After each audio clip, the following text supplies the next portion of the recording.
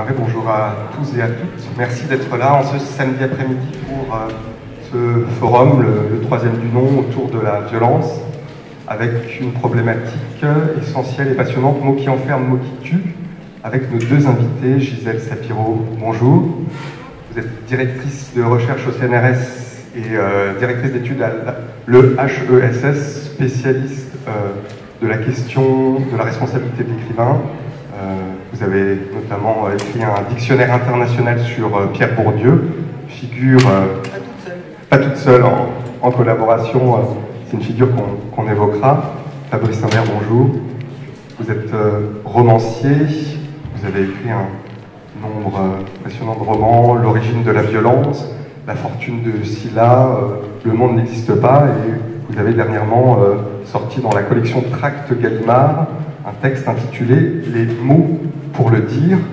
Et ce qui est passionnant, c'est qu'en ouverture de ce texte, vous dites la chose suivante, et vous en parlez en tant que romancier: la littérature reste un des meilleurs instruments d'investigation du monde moderne. Et vous comparez d'ailleurs les romanciers à des chevaliers efflanqués. En quoi la littérature, et pour vous, en quoi la littérature, mais surtout aussi la lecture, vous a-t-elle permis de comprendre le monde qui vous entoure? Est-ce que ça a été la porte d'entrée essentielle pour entrer dans le monde? Ça a été clairement une des portes d'entrée essentielles, avec une faculté d'illusion, c'est-à-dire que, bien entendu, la littérature peut déchiffrer le monde moderne. Je pense par exemple à l'œuvre de Balzac qui explicitement se voulait être interprète du monde moderne, toute une œuvre de déchiffrement. Et je pense qu'à travers notre histoire, il y a vraiment des grands auteurs qui ont déchiffré le réel.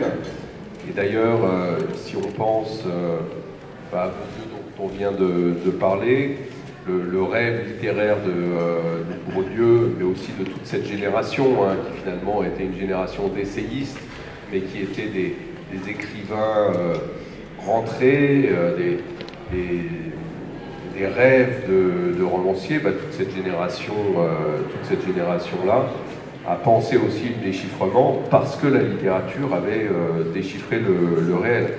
Donc c'est vrai que moi je suis resté toujours fidèle à cette entreprise d'interprétation, alors de façon parfois contrastée, parce que voilà, le roman n'est pas un essai, mais il y a toujours eu en moi, oui, et dans chacun de mes livres, le rêve d'interpréter le monde. Et je pense que d'une façon ou d'une autre, chacun de mes livres a pris une portion du réel à déchiffrer. Et c'est vrai que certaines obsessions personnelles, comme la violence, ont pu se concilier avec une façon d'interpréter le monde. La littérature comme champ d'investigation, mais un champ d'investigation qui est sportif. Vous avez fait pendant un certain nombre d'années de la boxe, et ça me permet de faire le lien aussi avec Bourdieu dans un documentaire qui était intitulé « La sociologie est un sport de combat ». Gisèle Sapiro, est-ce que la sociologie, ça reste toujours, ou est-ce que ça a été toujours un sport de combat? Je ne peux pas dire que ça a été toujours, et pas toutes les sociologies sont un sport de combat, mais indéniablement, celle qu'a développée, qu'a pratiquée Pierre Bourdieu et beaucoup d'autres, s'inscrit dans cette perspective où le sport est un jeu réglé. C'est pas la violence qui se déchaîne de manière incontrôlée. C'est un jeu réglé avec des principes, avec des manières, comme dans un débat. Et donc, pour Bourdieu, le jeu, c'est la métaphore du champ, du fonctionnement d'un champ spécifique qui a ses règles propres qui ne sont pas réductibles ni aux enjeux économiques, ni aux enjeux idéologiques, et qui doivent prendre certaines formes, alors qui sont aussi des formes de censure, mais qui sont aussi des formes qui permettent le débat et l'échange. Mais pour Bourdieu, ce qui est importé dans la sociologie, c'est sa dimension critique et sa dimension de dévoilement du monde social.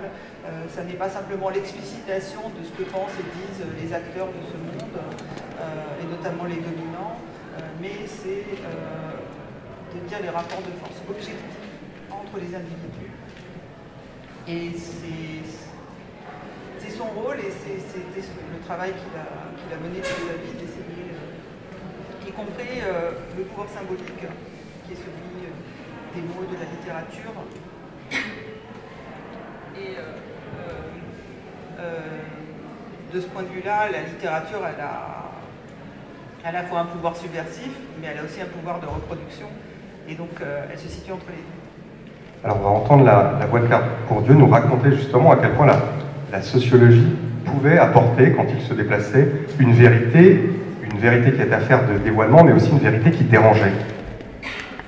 Lorsque par exemple je vais parler de sociologie à des non-sociologues, à des non-professionnels, je suis toujours partagé entre deux stratégies possibles. La première consiste à présenter la sociologie comme une discipline académique, comme s'il s'agissait d'histoire ou de philosophie.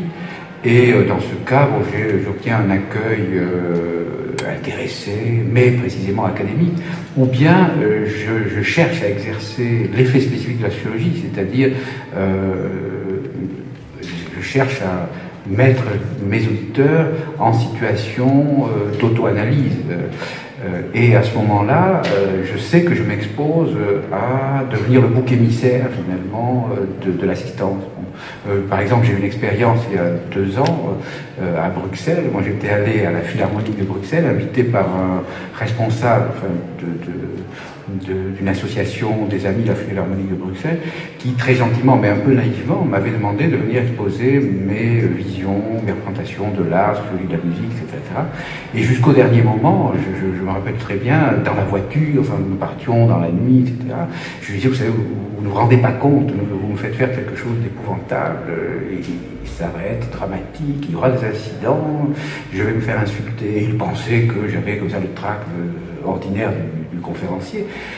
Et ensuite, enfin, ce que je craignais est arrivé, c'est que ça a été un véritable happening, et pendant 8 jours, on n'a parlé que de ça dans le milieu intellectuel à Bruxelles, et un de mes amis a entendu dire que, par un des participants, que depuis les surréalistes, il n'avait jamais entendu un débat aussi mouvementé et extraordinaire qu'à cette occasion. Or, j'avais dit des choses tout à fait anodines, euphémisées, neutralisées. J'avais pris des précautions. J'avais en point de mire dans l'assistance une vieille dame très bien habillée, avec son sac à main sur les genoux, un petit peu comme au Collège de France.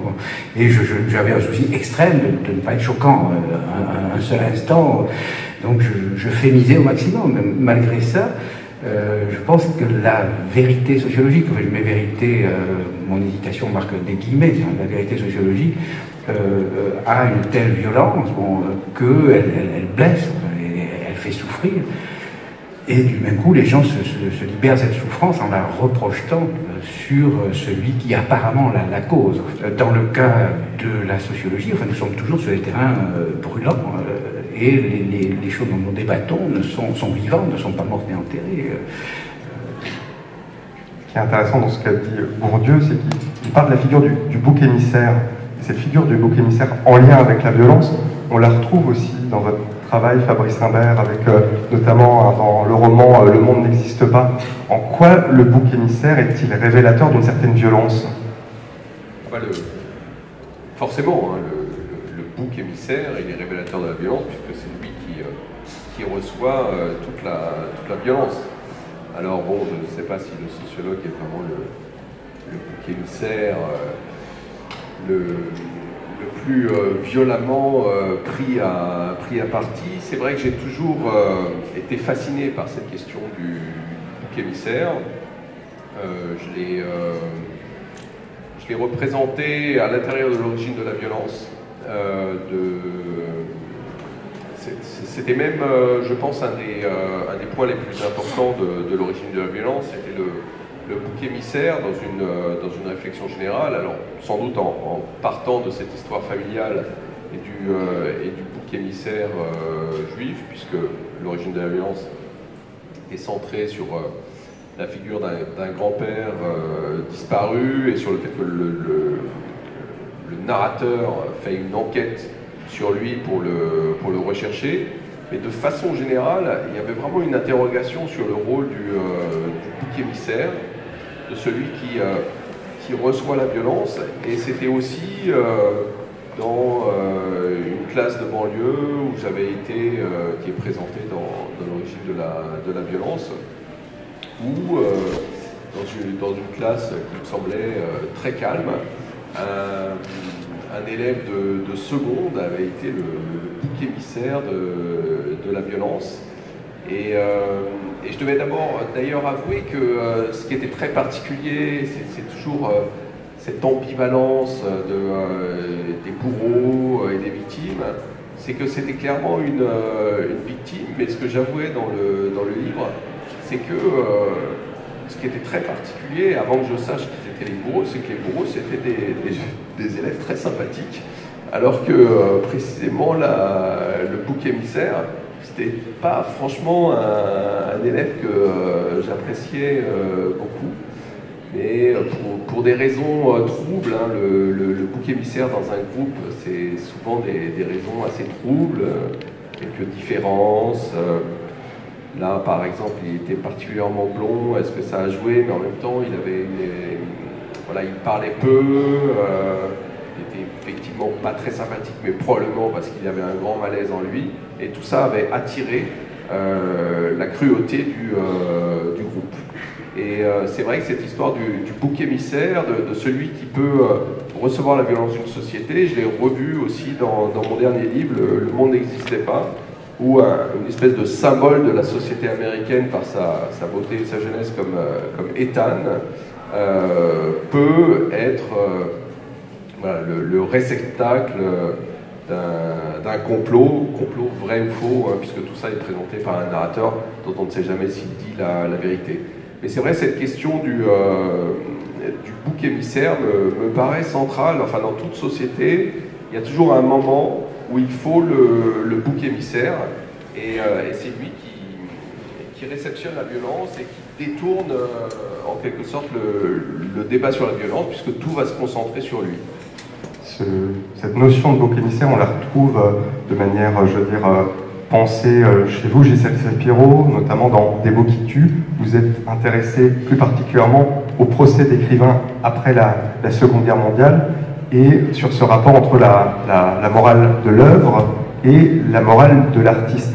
Qu'est-ce qui fait que ces procès d'écrivains après la Seconde Guerre mondiale interrogent plus particulièrement ce rapport au bouc émissaire et à la violence?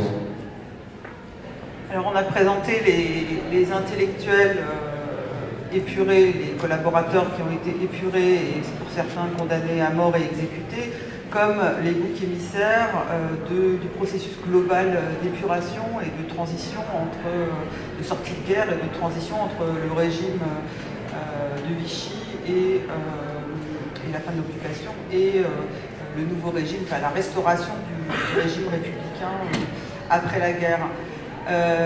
On les a présentés comme tels parce que d'une part, c'est vrai que les patrons, les magistrats, enfin tout ce qui faisait un peu les structures de la société ont été relativement épargnés, les entreprises, même les maisons d'édition, et donc c'est un discours qui se diffuse à partir des défenseurs de ces intellectuels, mais dont un résistant qui est Jean Paulhan, qui dit qu'en fait c'est la parabole du mur de l'Atlantique, hein, qui était en train d'être construit en collaboration avec l'Allemagne nazie, que les collaborateurs, les bâtisseurs du mur de l'Atlantique se promènent librement parmi nous et on a jeté en prison les journalistes qui ont dit que le mur de l'Atlantique était bien bâti. Évidemment, je pense que l'effet de montrer que c'est plus compliqué que ça, que si les intellectuels ont été l'incarnation de la collaboration, certes c'est aussi parce qu'ils ont pris la parole publiquement en soutien à cette politique de collaboration. Ils ont donc légitimé la violence qui a été faite à des individus. Je ne dis pas causée, parce que je ne suis pas dans une interprétation causaliste des idées aux faits, mais je pense qu'ils ont légitimé dans une conjoncture où il n'y avait pas de liberté de parole, où un point de vue inverse n'était pas dissible. Et donc, ils ont légitimé cette violence perpétrée contre des groupes Alors c'était évidemment les Juifs en premier lieu, raflés, déportés, massacrés, spoliés, mais aussi les gaullistes et les communistes. Et je cite, puisque en ce moment on critique Maurras comme si c'était un grand écrivain, quand même, je cite des extraits du procès de Maurras où on voit le type de choses qui étaient propos qui lui étaient reprochés, c'était par exemple d'exécuter les otages. Évidemment, tous les résistants ou gaullistes ou communistes qu'on attrapait devaient être exécutés sans même de procédure immédiatement.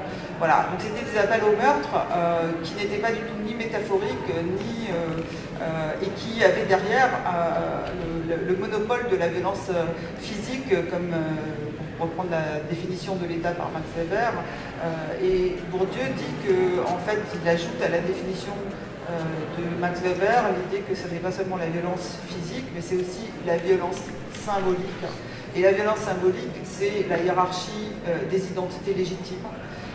Et donc, le fait qu'on considère comme traîtres, terroristes, qu'on les stigmatise, les communistes, les gaullistes, les résistants et évidemment les juifs, légitimer, donc justifier les violences dont ils étaient l'objet. On va entendre. Oui, Fabrice Rambert, vous voulez réagir? Oui, disons que je me demandais, quand parlait Gisèle, c'est vrai que la délimitation du bouc émissaire sur le passé, en fait, c'est assez facile. On a bien vu hein, le bouc émissaire pendant la Seconde Guerre mondiale. La question que je me posais pendant qu'elle parlait, c'est au fond, qui est le bouc émissaire actuellement? C'est-à-dire que toute société a vraiment besoin de ces boucs émissaires, mais dans l'espèce de dilution du sens, qui est, je crois, le propre de nos agitations actuelles, qui est le bouc émissaire. Parce qu'on peut dire clairement que, je ne sais pas, le discours d'un Zemmour, c'est de faire de l'arabe le bouc émissaire, de l'immigré.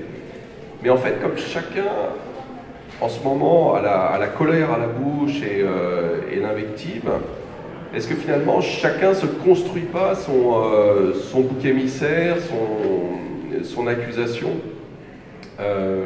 généralisée?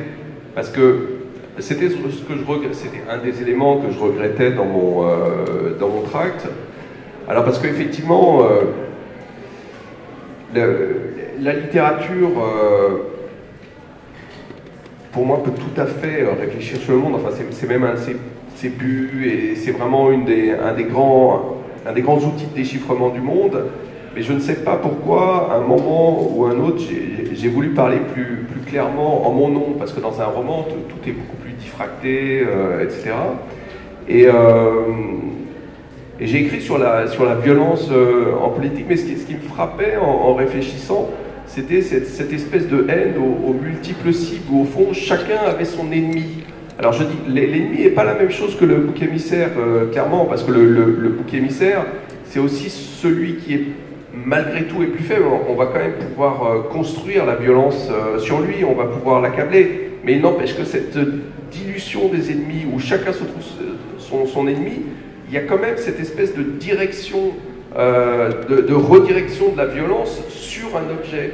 Et donc je me demandais dans cette multiplicité d'ennemis, quels étaient les boucs émissaires actuels. Qu'est-ce que vous en pensez, Gisèle? Moi, j'en pense que, évidemment, chacun se construit, je pense que vous avez raison, hein, son bouc émissaire et sa population, son groupe cible, sa personne cible. En même temps, je pense qu'il y a des inégalités et la violence physique, elle n'est pas dans les mains de tout le monde. Je pense que les migrants aujourd'hui ou les populations stigmatisées, qui sont des minorités, vous avez mentionné l'arabe pour Zemmour, je dirais aussi la population musulmane de manière générale en tant que minorité en France. Je trouve que là, on a quelque chose qui est vraiment, pour moi, un parallèle à ce qui se passe dans les années 30, dans la stigmatisation des juifs dans la société française, des migrants juifs d'entre eux, et dans le fait de leur faire porter, c'est là que le terme bouc émissaire a vraiment sens, de leur faire porter des mots dont ils ne sont pas la cause. C'est-à-dire que les problèmes de chômage, les problèmes qui sont dus aux politiques néolibérales, on leur fait porter la violence que subissent des groupes eux-mêmes dominés dans la société, et on construit une sorte d'unité factice sur la base du nationalisme et sur une identité qui aurait des décennies, des siècles d'existence, alors que c'est totalement faux, puisqu'on sait très bien que les unifications des identités nationales, c'est quand même un phénomène assez récent qui a 150 ans à tout casser, et même l'unification linguistique, elle est encore beaucoup plus récente. Et on fait porter aux groupes encore plus dominés, encore plus fragilisés, la responsabilité. Et bouc émissaire aussi, on peut penser en termes de responsabilité, hein, c'est, comme dit Le Goff au Moyen-Âge, en fait, la responsabilité, c'est la responsabilité objective, c'est-à-dire il suffit d'être près, physiquement près du crime pour en être tenu pour responsable, pour en porter la responsabilité. Donc la responsabilité subjective, elle n'émerge que bien plus tard, à partir du XVIIe siècle, ça passe aussi par l'aveu, par la torture, pour obtenir l'aveu, etc.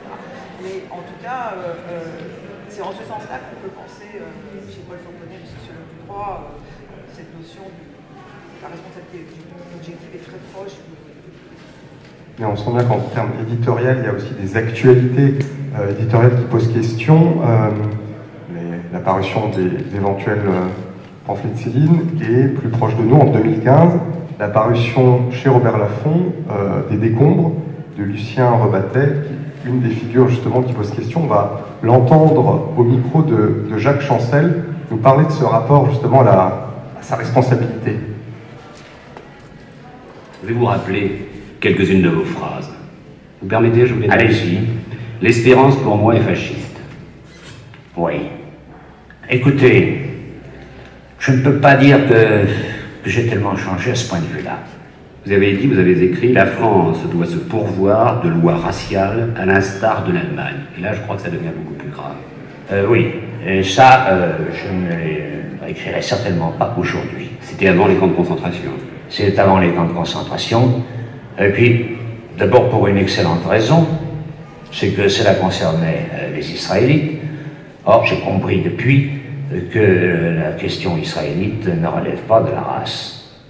Les races, c'est les noirs, c'est les blancs, c'est les jaunes. Les juifs sont des blancs, absolument comme nous. C'est une ethnie. Ce n'est pas une race. Oui, mais Lucien Rebattet, vous avez crié mort aux juifs. Il y en a 6 millions qui sont morts dans les camps de concentration. Oui, ça je ne le savais pas à cette époque-là. Il est certain que c'est sur ce point-là que je m'expliquerai le plus. Encore une fois, ça n'est pas du tout pour camoufler mes responsabilités.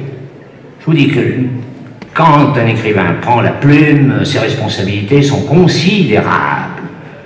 À la base de presque tous les grands mouvements révolutionnaires du monde, il y a eu des hommes de plume. Pourquoi Gisèle Sapiro, justement, la figure de Rebattet, pose cette question aussi de la responsabilité physique et symbolique, et en quoi la réédition des décombres en 2015 pose question? Oui, merci d'avoir choisi cet extrait qui est vraiment révélateur de ce que j'essayais de dire tout à l'heure. J'ai pris l'exemple de Maurras, mais là c'est encore plus explicite, hein. Donc l'appel au meurtre, mort aux juifs, donc là il a l'air de s'en excuser en disant qu'il ne savait pas que ça avait des conséquences, mais quand même quand on a le monopole de la parole et qu'on prétend exercer une responsabilité et qu'on croit en plus au pouvoir révolutionnaire des mots, ce qui est discuté, mais enfin bon, voilà, et dans son procès, il a essayé de présenter les décombres. Alors ça, c'était pas dans les décombres, c'était dans la presse. En plus, c'était pas dans un cadre où il avait une forme littéraire plus ou moins. Mais dans le pamphlet Les décombres, dans son procès, il essaie de se dédouaner en le présentant comme une confession. Donc en utilisant un genre littéraire pour minimiser l'impact et la violence de ce propos, ou en disant que c'est une violence purement littéraire, qui n'avait pas de... Voilà. Or, quand on étudie, son biographe a étudié la réception des décombres, là, c'est un appel à l'action, c'est de la littérature d'action, très clairement, c'est reçu comme ça, c'est présenté comme ça, enfin voilà. Et donc, alors, la réédition des décombres, c'est très intéressant. Donc, il y a eu une première réédition dans les années 70, où ça a été présenté comme le volume 1 des mémoires d'un fasciste. Et c'était une réédition largement édulcorée, donc où les passages les plus violents ont été omis. Alors la réédition récente, elle a été entreprise par des historiens très sérieux, qui ont fait un vrai travail éditorial, qui ont ajouté des pièces du procès, qui ont ajouté des inédits de Clairvaux. Bon, c'est dans la collection bouquins chez Lafon, donc là ça pose question parce que c'est la collection que d'Ormesson a appelée la bibliothèque idéale de l'honnête homme. C'est là aussi où reparaît des œuvres de Maurras.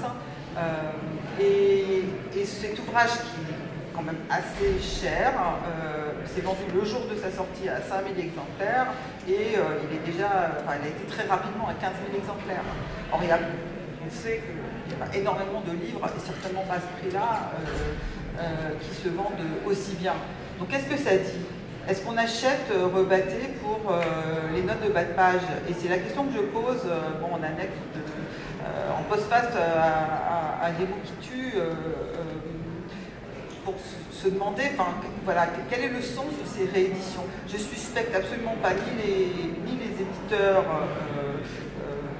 et ni ceux qui ont fait le travail, les historiens qui ont de quelque connivence qui soit avec Rebatté, ça n'est pas la question.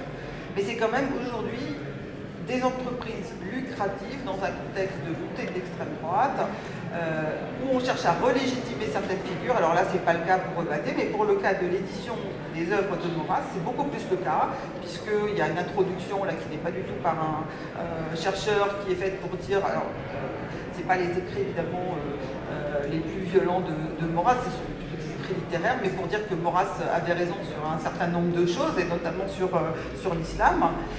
Et puis aussi pour dire que son procès, on ne l'entend pas là, mais Rebatté le dit dans le même entretien, et il dit la même chose sur Maurras, que son procès c'était en fait un procès politique, et c'était à cause des communistes qu'il a été jugé comme il a été jugé. Voilà. Effectivement, c'est intéressant ce chiffre de 15 000 exemplaires pour Rebatté. Après, je pense qu'il y a une pensée traditionnaliste d'extrême droite qui effectivement a le vent en poupe. Et il y a clairement le nom de Maurras qui était quand même bien oublié, est bien revenu dans les discours depuis 2 ans, c'est clair. D'ailleurs, pardonnez-moi de le citer encore, mais je pense quand même que dans l'électorat de Zemmour, il y a une partie de cette extrême droite traditionnaliste qui est exprimée. Alors moi, j'ai jamais lu Rebatté, à vrai dire, mais sur le cas Céline, j'ai quand même quelques interrogations, parce qu'il se trouve que j'aime énormément Céline, et notamment Le Voyage de la nuit, comme beaucoup de gens. Je suis un grand amoureux. Je le mets au programme de mes classes. Je le mets là en hypothèse dans la semaine prochaine. Et en fait, hier, j'ai vu un documentaire sur Céline de 2021. Et à vrai dire, il y avait certaines choses que je ne savais pas, et notamment qu'il y a un rapport classifié qui le cite comme indicateur de la collaboration.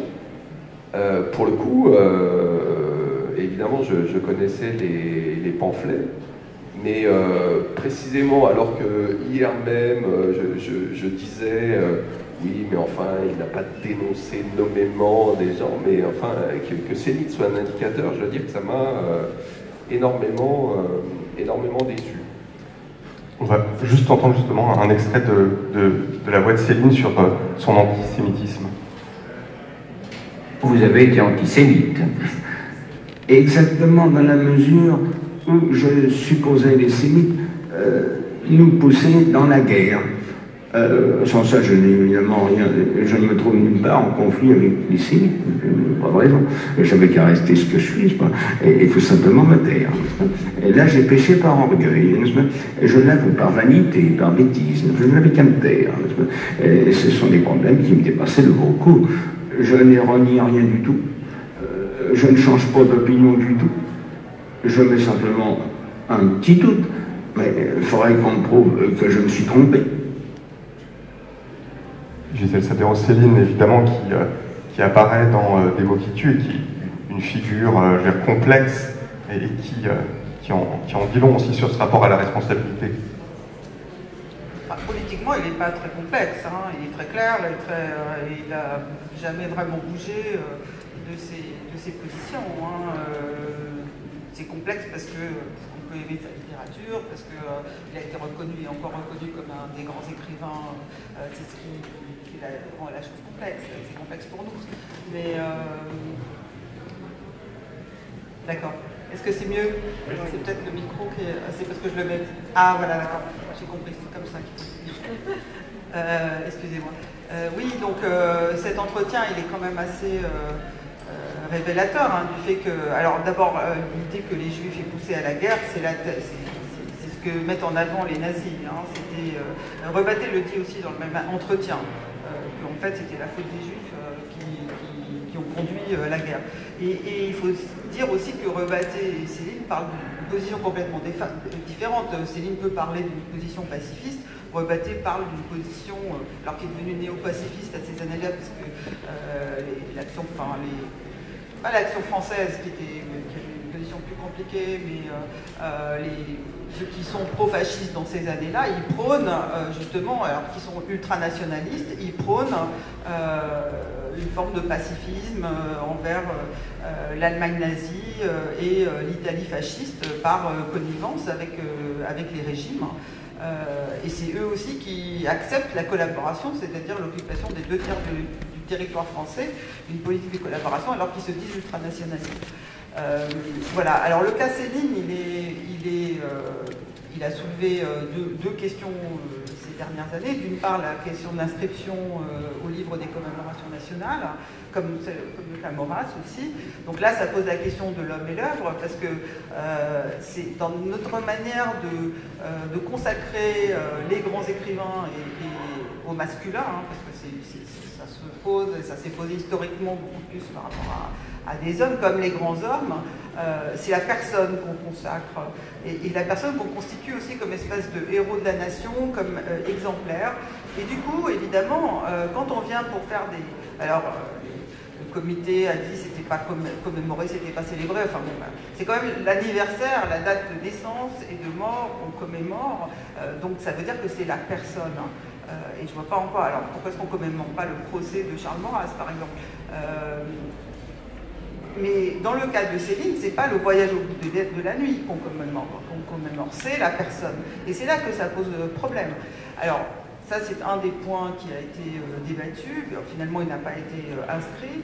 Et encore une fois, il n'y avait pas de connivence entre les membres idéologiques, entre les membres de la commission, mais je pense que c'est une espèce de réflexe qu'on a, et aussi de mettre la littérature au-dessus de tout et l'écrivain au-dessus de tout.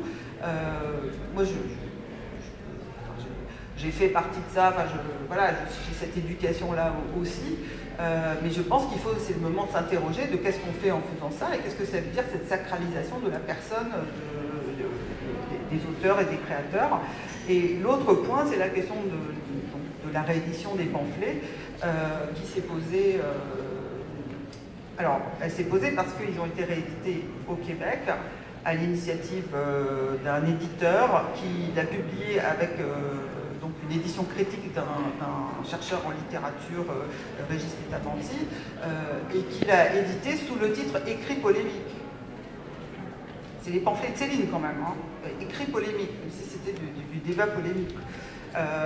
Alors ce qui est intéressant, c'est que Céline, quand il les écrit dans les années 30, c'est complètement dans la continuité de son œuvre littéraire. réellement à crédit, au moment où il est déçu de ne pas avoir eu le prix Goncourt, et donc il s'engouffre là-dedans. Pourquoi il s'engouffre? Parce que c'est très porteur et très lucratif. Parce que la question, c'est pas seulement d'être antisémite, c'est pourquoi on publicise son antisémitisme et pourquoi on en fait une œuvre entre guillemets, mais enfin, qui se veut à la fois littéraire, politique, qui joue un peu sur tous les tableaux. Alice Kaplan a montré que les sources... Alors, il y a un débat à l'époque très intéressant entre Gide et Maritain, où Gide essaye de le tirer vers la littérature en disant mais là, les Juifs, c'est une métaphore, et Maritain dit non, non, c'est un texte antisémite, point, quoi. Et Alice Kaplan a montré que toutes les sources des pamphlets, c'est la presse d'extrême droite de l'époque, les chiffres sont tirés de là, enfin voilà, donc il y a vraiment une source très journalistique, très orientée idéologiquement. Parce que aussi Régis Delahaye, dans les entretiens, se justifie en disant oui, mais on ne peut pas comprendre l'œuvre de Céline si on ne lit pas les pamphlets. Dire de quels auteurs est-ce qu'on lit les œuvres complètes, je ne sais pas qui a lu les œuvres complètes de Balzac, enfin voilà, je parle que de l'œuvre littéraire. Et donc la question, c'est qu'après la guerre, on pense que les pamphlets de Céline sont interdits, mais ils ne sont pas du tout interdits, c'est que c'est Céline qui a interdit leur réédition. Pourquoi? Il a décidé de les retrancher de l'œuvre, parce que désormais ça nuisait à sa réputation. Alors c'est vrai aussi que quand il les publie en 37-38, avant la guerre, il n'y a pas d'interdiction. Le décret Marchandeau, la première loi qui va restreindre les propos haineux en raison de la religion, de l'appartenance, des origines ethniques, etc., c'est le décret loi Marchandeau de 39, qui va être redéfini en 72 par la loi qui s'applique aujourd'hui. Sauf que ce décret-loi, il est aussitôt abrogé en 40, et en 40, Céline publie encore des pamphlets, réédite les pamphlets d'avant-guerre, alors qu'il y a quand même une politique menée de répression menée contre les Juifs, devient une sorte de notable de la collaboration. Il est quand même invité à l'ouverture de l'exposition Les Juifs et la France. Il est invité en Allemagne en tant que médecin, parce que les Allemands n'aimaient pas trop sa littérature.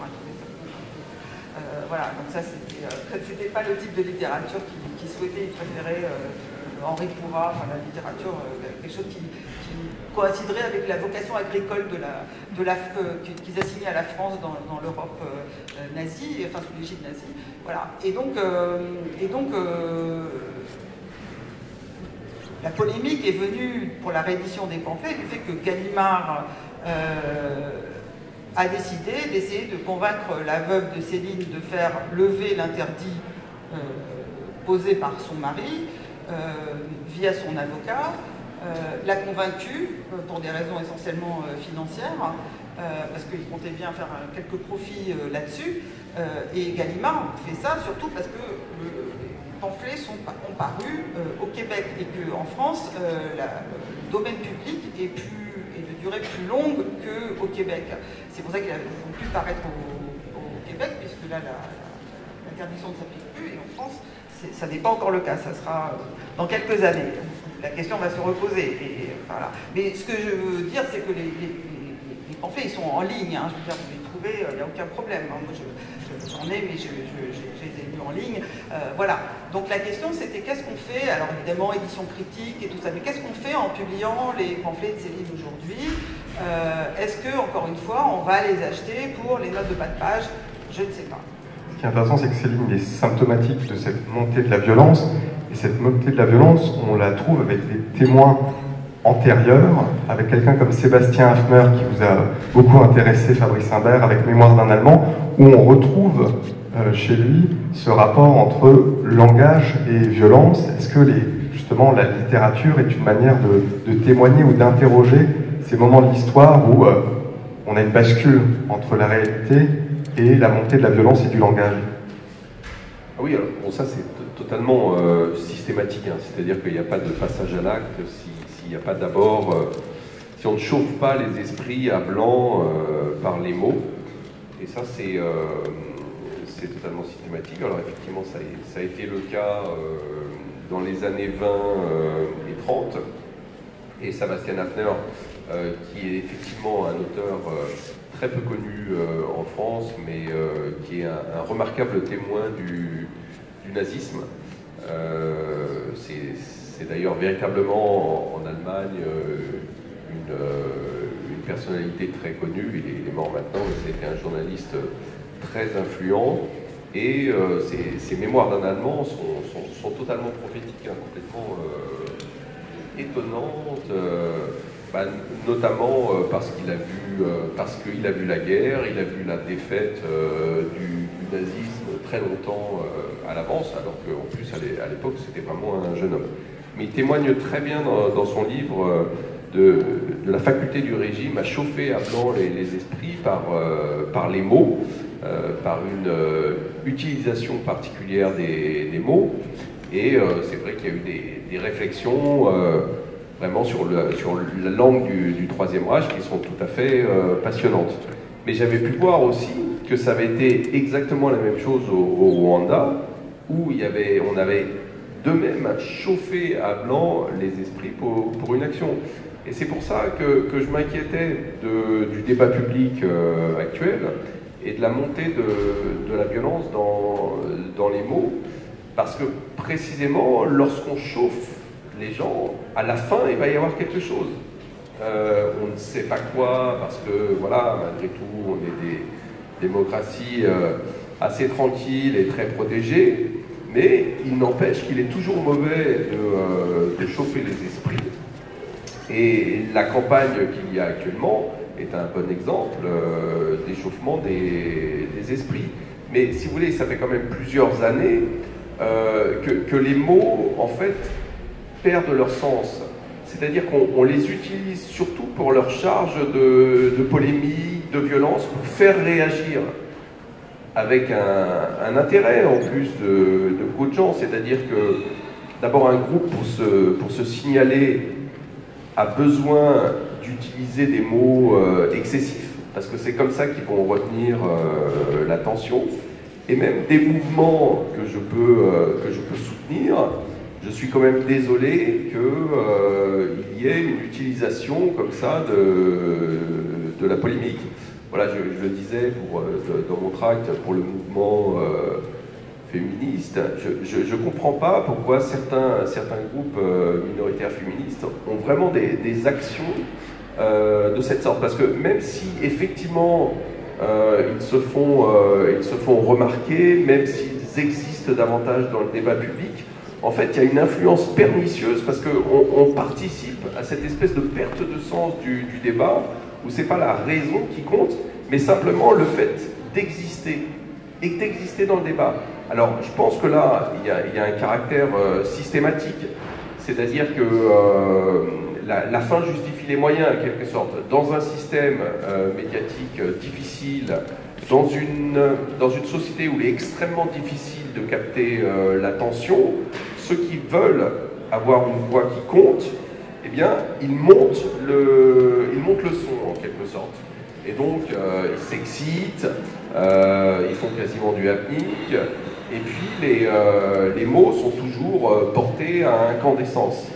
Mais peut-être est-ce ma condition plan-plan de professeur, d'homme calme, etc. Mais je me refuse absolument à ça, parce que je suis persuadé que, bien sûr, il y a un premier effet où on atteint davantage les gens, mais il y a un deuxième effet où on participe vraiment à la déréliction du débat et du système. Oui, je voulais savoir où vous voulez réagir, bien sûr.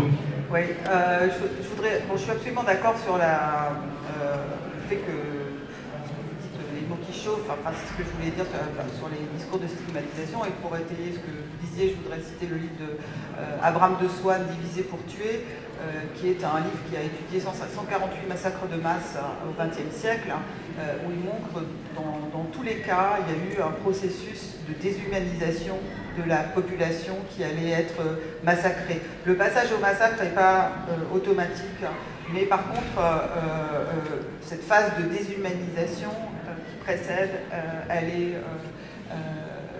se vérifie dans tous les cas. Exactement, exactement.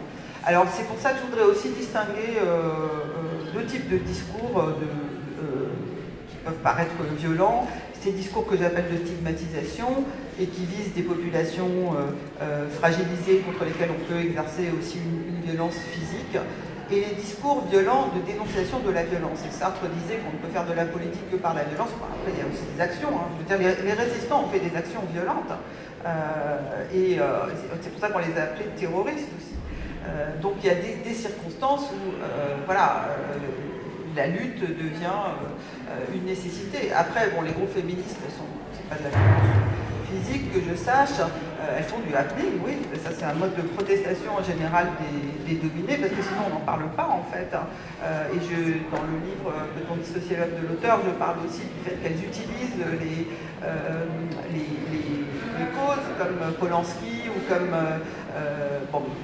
Matzneff évidemment, mais Polanski qui est beaucoup plus célèbre, pour qu'on parle de leur protestation et pour qu'on parle de la cause des femmes, parce que les viols et meurtres de femmes se perpétuent, sont perpétrés tous les jours, et on n'en parle pas. Je veux dire, ça ne fait pas événement, ça n'est pas médiatisé. Donc ce sont ces actions un peu spectaculaires qui n'ont pas de conséquences très violentes en fait pour les personnes, et qui d'ailleurs n'appellent pas à la violence sur des personnes, elles appellent à un régime plus punitif pour certains actes commis, mais ça n'est pas du même ordre à mon avis que les discours de stigmatisation.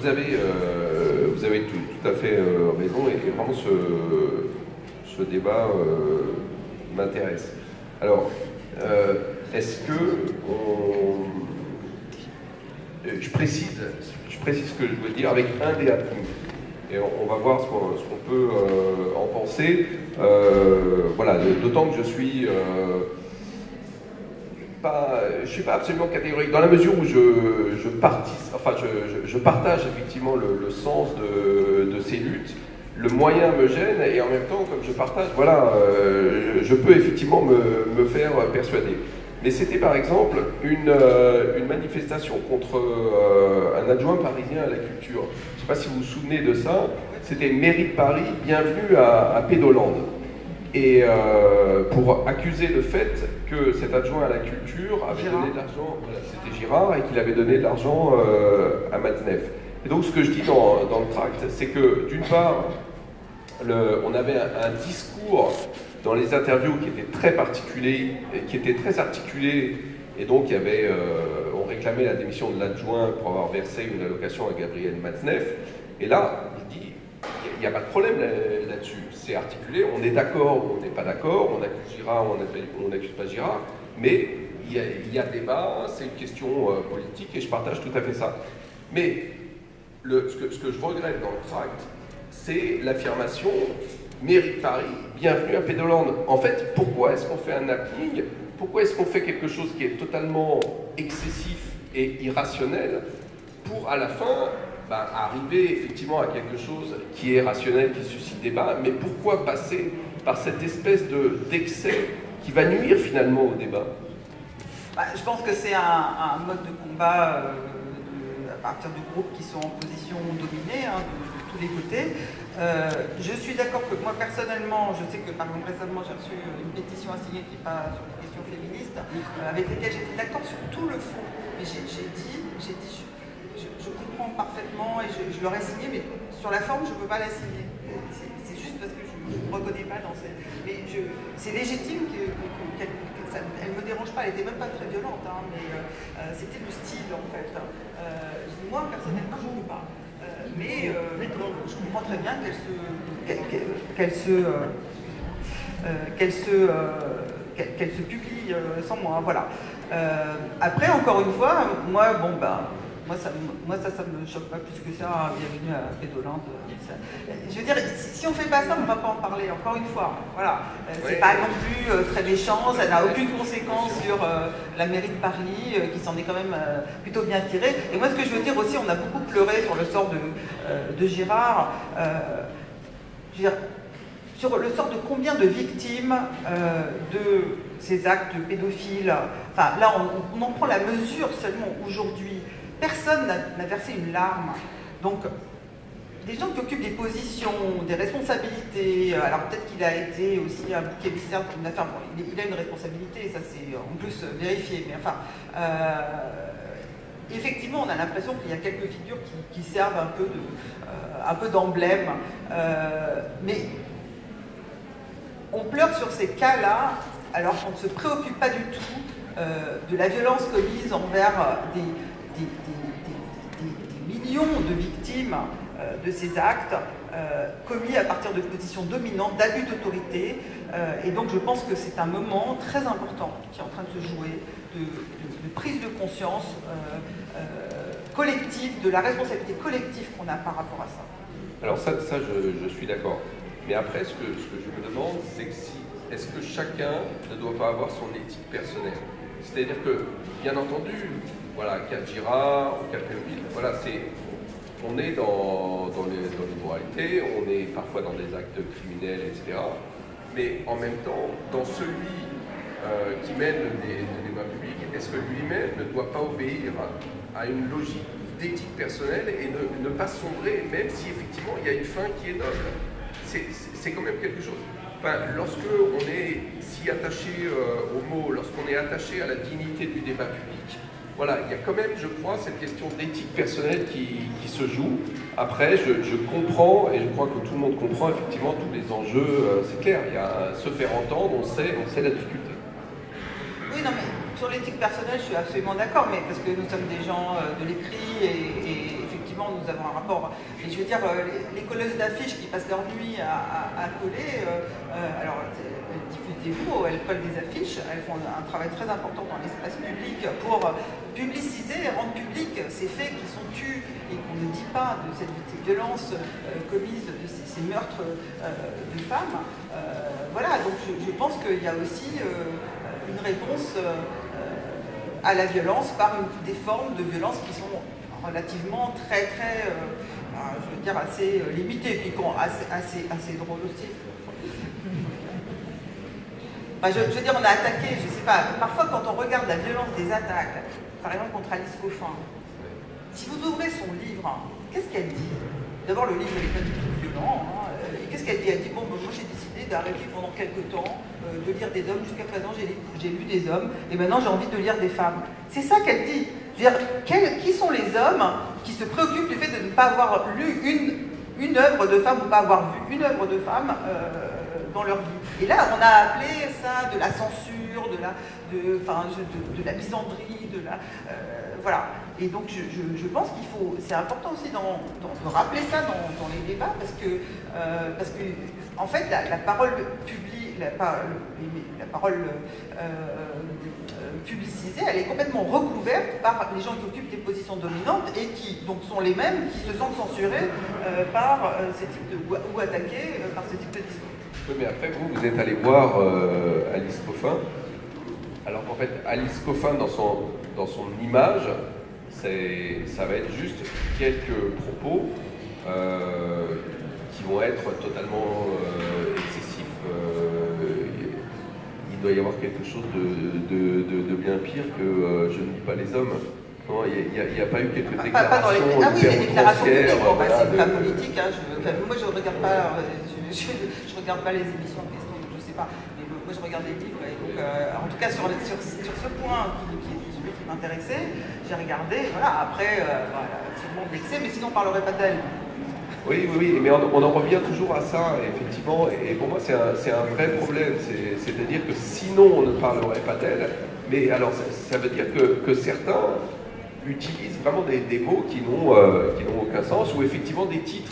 Alors ça je sais pas, j'avais juste vu ça à partir de certains élèves. Alors c'est quand même, il y a une dilution dans la jeunesse et dans le débat public qui est assez intéressante de toutes ces thématiques. Et par exemple, sur un yearbook, donc c'est un livre de fin d'année qui est fait dans les classes avant le bac. Et j'avais vu pour une classe, on demandait aux élèves de section littéraire degré de misandrie.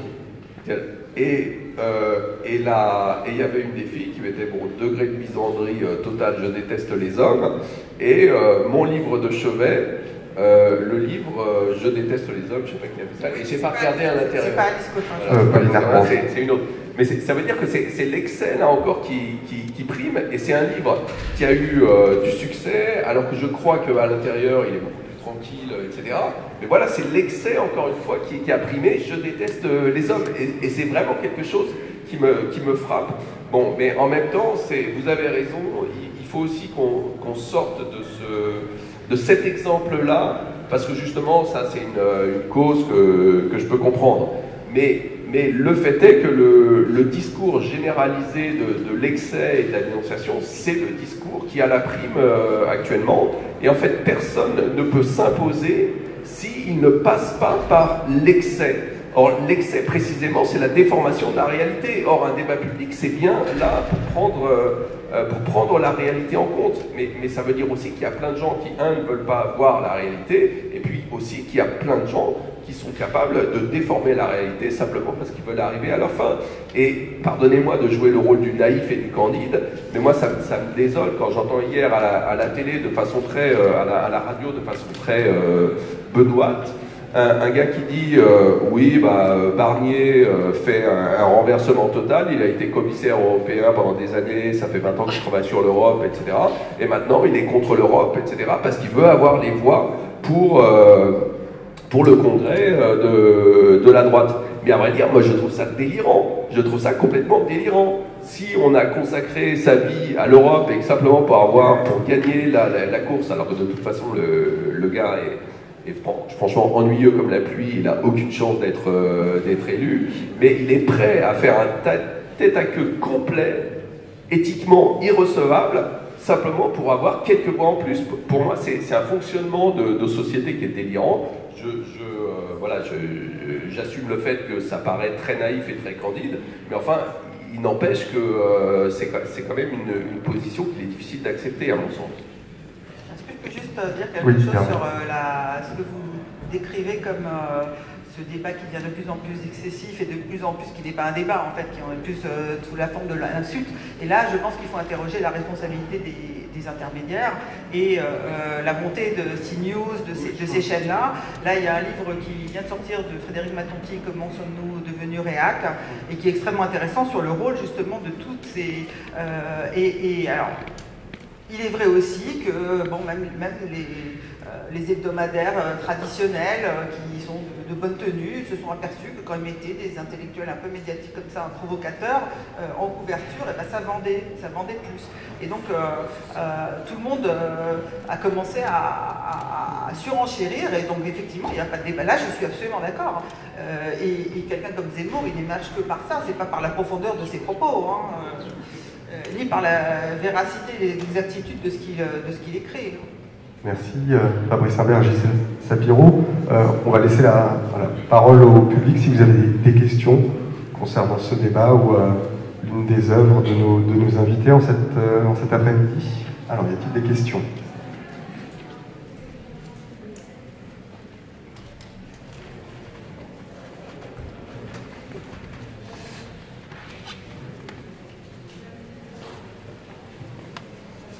Je rebondis simplement sur ce qu'on vient de dire.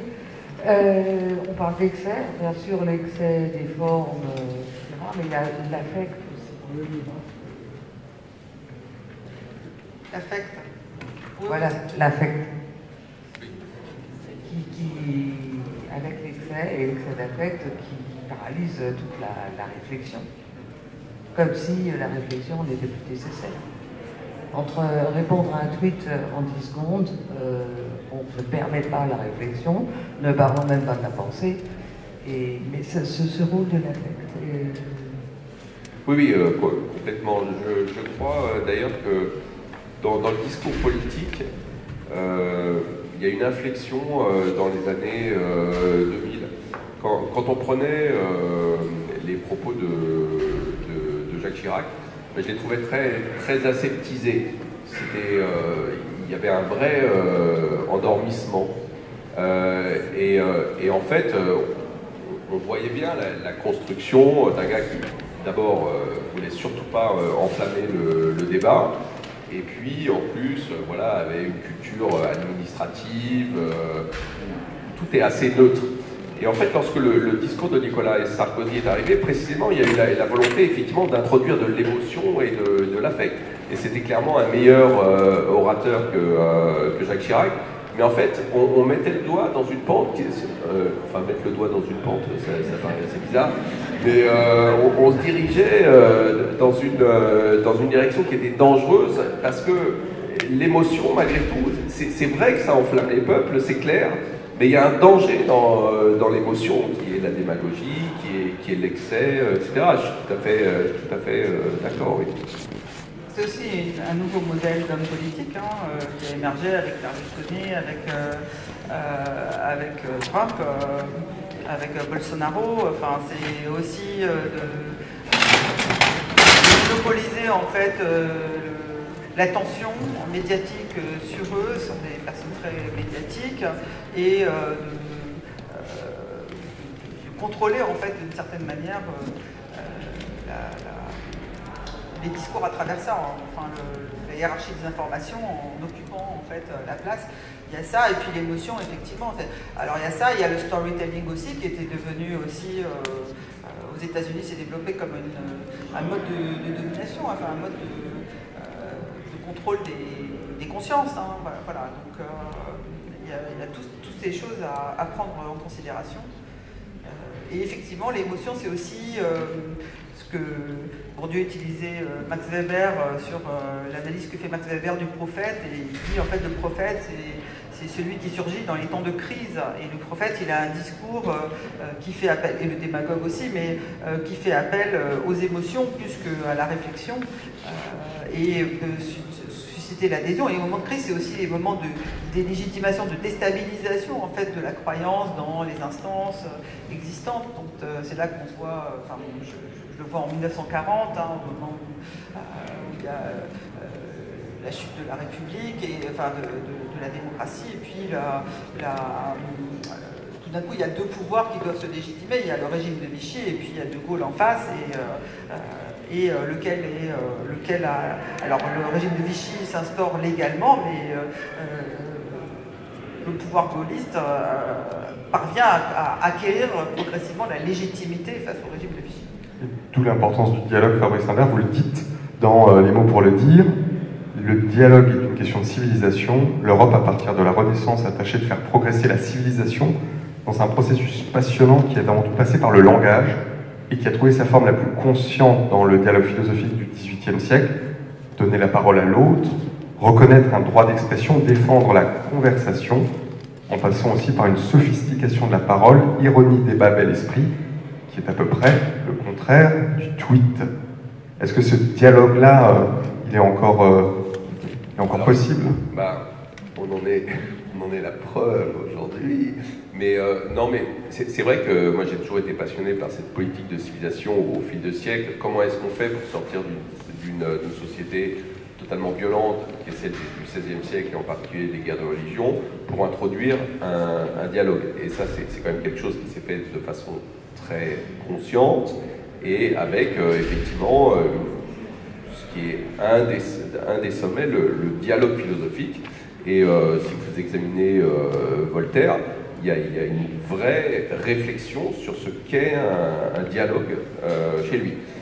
Effectivement, là, en fait, tout ce qu'on essaye de construire, je pense, dans notre société, c'est une espèce d'anéantissement du dialogue. Je ne dis pas qu'il y a un complot, je dis que pour imposer une parole, on est un peu forcé d'écarter le dialogue. Il y a effectivement des mécanismes de storytelling, de happening, etc., où en fait, il s'agit plutôt d'écraser l'autre. Et voilà, moi je suis un apôtre du dialogue. Après, il y a beaucoup d'instances de débat, mais je crois que les instances de débat comme celle-là ne sont pas symptomatiques, en fait, de notre époque.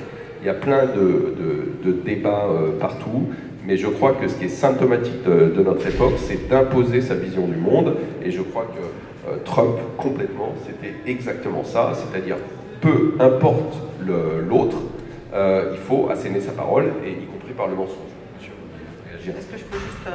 Parce que la question du tweet. Moi, je ne veux pas non plus que le format soit rendu responsable. En fait, il y a plein d'usages du tweet, comme il y a plein d'usages de Facebook, comme il y a plein d'usages des réseaux sociaux. Ça a aussi aidé aux révolutions arabes. Et donc, ce sont comme tout instrument de communication, le livre, ça peut être un instrument de haine comme un instrument de dialogue. Et le tweet, ça peut être des joutes verbales. Hein. Il y avait des concours de joutes verbales. Il y a des tweets très intéressants. Moi, je suis des tweets de collègues politistes, enfin, qui ont des commentaires. Et puis, c'est aussi l'art d'arriver à dire, moi, je ne sais pas très bien l'utiliser, mais de dire quelque chose de pertinent de manière très brève, c'est aussi, voilà, c'est aussi un art. Alors, effectivement, mais comme tous médias peuvent être utilisés, dévoyés pour devenir des sources de violence. Et donc, c'est pas dans la forme, enfin, moi, j'ai pas de déterminisme de la technique, au sens où je pense que c'est pas la forme qui détermine, c'est les usages qu'on fait de ces formes. Et là, évidemment, le rôle de l'éducation est absolument central pour résister à ce qui est, en fait, une pression exercée par ces chaînes qui font ça pour faire du spectacle, c'est-à-dire pour faire des rentrées, pour faire du profit. Et donc, c'est là qu'il faut vraiment, et tout va dans ce sens-là, mais derrière ça, il y a quand même des machines à faire du profit. Et il faut que l'éducation parvienne à résister, à rendre ces formes intolérables et inacceptables. Et que le débat, ce ne soit pas la mise en scène par CNews de Zemmour et Schmoldu, et je sais pas, Onfray, ou je ne pense pas les nommer, mais que le débat soit reconnu comme se passant ailleurs. Voilà. Je voulais vous demander, est-ce que la disparition des corps intermédiaires, des endroits où le dialogue, où la discussion se faisait, mais sur des objectifs, et le phénomène d'individualisation de la société, de la disparition des syndicats et autres, ne participe pas justement à cette hyperbole de la violence du langage et d'arriver à remassifier tout le monde derrière des slogans? Oui, moi je pense qu'effectivement, l'atomisation de façon générale, c'est difficile pour le dialogue, c'est sûr. Alors après, sur le cas des corps intermédiaires, je pense qu'un corps intermédiaire, en plus, peut davantage accepter la nuance s'il est fort.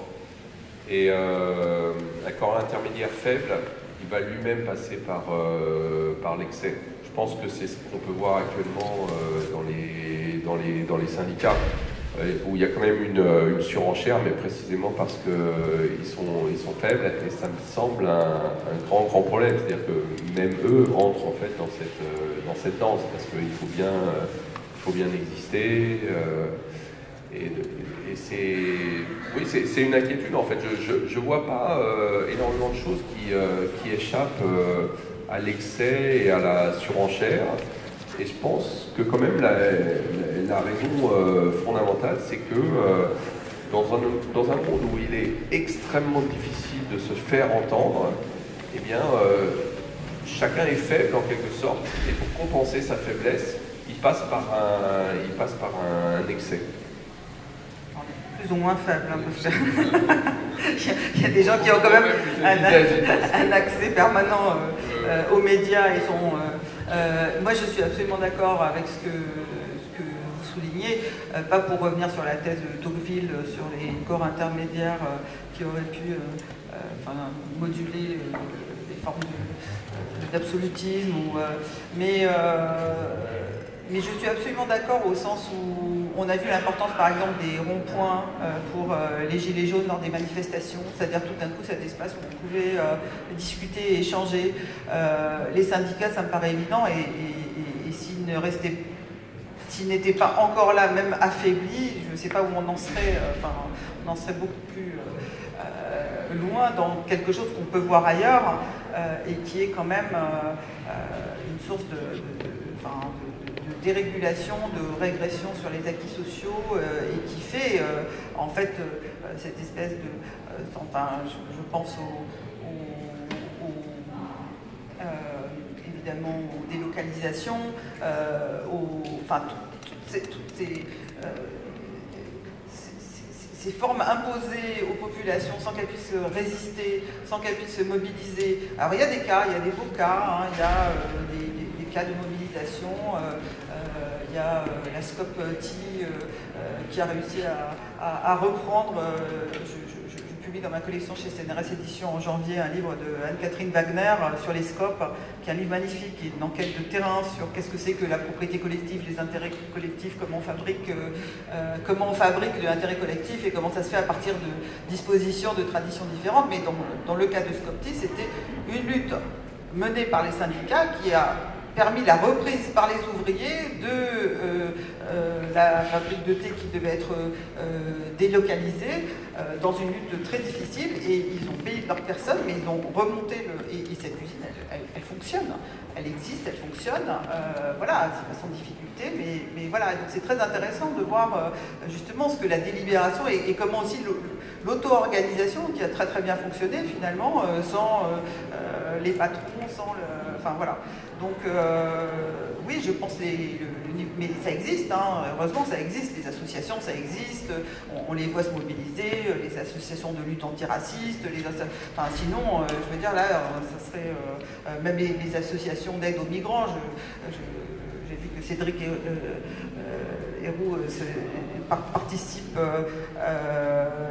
alors là, quand on parle de bouc émissaire, enfin, là pour le coup, lui, il a subi vraiment les impacts de cette politique répressive, alors que justement, il a joué ce rôle d'intermédiaire en constituant des réseaux de solidarité, enfin voilà. Merci beaucoup, Gisèle Sapiro, Fabrice Imbert. Je rappelle le titre de vos ouvrages, Gisèle Sapiro, Peut-on dissocier l'œuvre de l'auteur? Un ouvrage passionnant aussi pour penser le présent, une formidable boîte à outils d'analyse pour montrer la complexité de certaines situations, aussi dans la sensibilité et les nuances, également des mots qui tuent sur ces procès d'écrivain. Fabrice Imbert, le tract que vous avez fait paraître récemment chez Gallimard, Les mots pour le dire, et je cite l'un de vos romans, L'origine de la violence. Fabrice Imbert, on vous retrouve de toute façon tout à l'heure pour la prochaine table ronde. Vous aurez de toute façon la possibilité de vous faire dédicacer les ouvrages à la fin de la rencontre dans le hall principal. Gisèle Sapiro, Fabrice Imbert, merci à vous deux.